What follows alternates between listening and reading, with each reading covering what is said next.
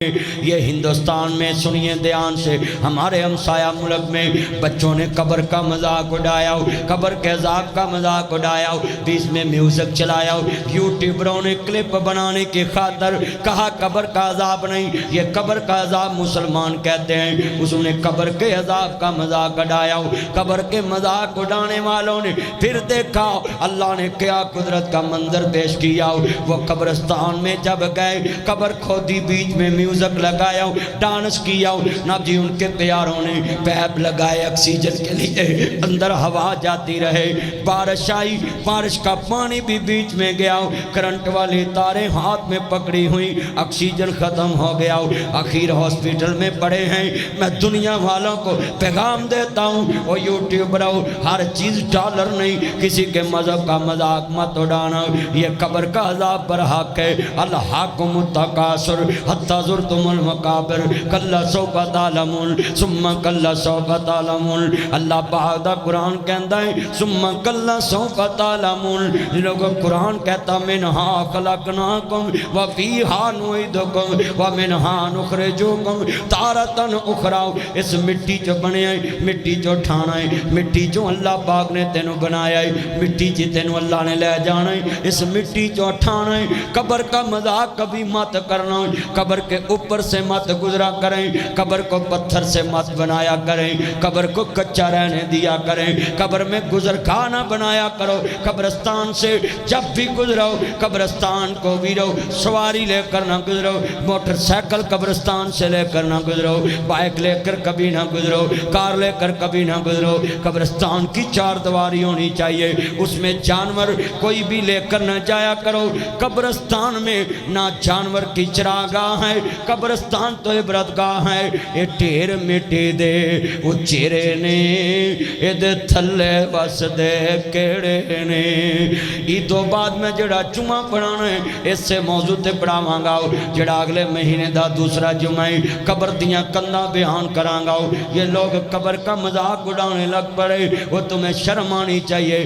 یہ قبر کی زندگی تو بڑی مشکل ترین زندگی ہے۔ ایک قبر دی زندگی کوئی عام زندگی نہیں۔ اے ٹھیر مٹی دے اچیرے نے اد تھلے وس دے کیڑے نے۔ کدی قبراں چ جایا کر، ایویں نقشے جما لیا کر، آ قبر میرے دادے دیے، آ قبر میرے بابے دیے، آ قبر مینوں لوریاں دین والی میری ماں دیے، آ قبر میرے نال پیار کرن والے میرے بڈھڑے باپ دیے۔ اے ٹھیر مٹی دے اچیرے نے اد تھلے وس دے کیڑے نے، کچھ تیرے نے کچھ میرے نے۔ کبھی قبر پہ کھڑے ہو کر تصور کرنا، دوست کو کہو مجھے 10,000 ادھارا دے، وہ نہیں دیتا، باپ روز پیسے دیتا ہے، جاؤ گاڑی میں تیل ڈلوا لو، جاؤ بازار سے کھانا لے آؤ، جاؤ بازار سے کپڑے لے آؤ۔ اللہ کی قسم ہے کہ باپ خود کم کھاتا ہے، اولاد کو زیادہ کھلاتا ہے، خود کپڑے کم پہنتا ہے، اولاد کو زیادہ بنا کر دیتا ہے۔ یہ باپ کی شان کیا شان ہے، یہ خود ایک سوٹ پہ گزارا کرتا ہے، اولاد کو کئی سوٹ بنا کر دیتا ہے۔ یہ ماں باپ کا رشتہ عجیب رشتہ ہے۔ یہ خود مکان گندا لے کر بچوں کو خوبصورت مکان دیتا ہے، خود گندے کمرے میں رہتے ہیں، بچے کے کمرے کو خوبصورت بنا دیتے۔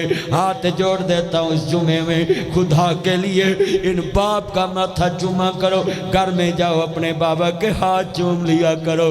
جب باپ کہے میرے ہاتھ کیوں چومے، بابا میں نے دوست سے 10,000 دارہ مانگا، اس نے نہیں دیا۔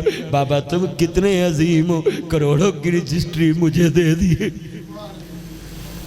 کروڑوں کی رجسٹری مجھے دے دی۔